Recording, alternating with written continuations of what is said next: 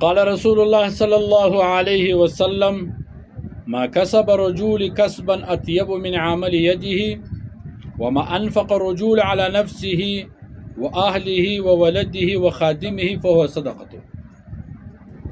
رسول الله صلی الله علیه وسلم فرمای هیڅ کسب غوره نسته تر هغه کسب چې سړی په خپل لاس وګټي، په خپل لاس یې کوي، او هر څه چې په خپل ځان او اهل او اولاد او خادم مصرف کړي هغه خیرات.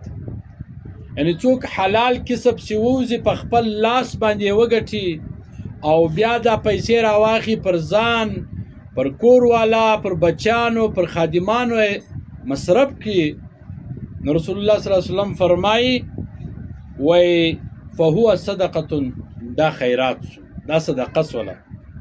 نو ای زما عزتمند ورونو مسلمانانو، لږ ګټئ خو حلاله ګټئ، لږ خورئ خو حلاله خورئ.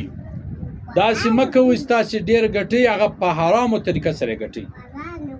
قال رسول الله صلی الله علیه وسلم کسب حلال فریضة بعد فریضه. علیه السلام فرمایي د حلال کسب فرض دی تر بل فرض وروسته.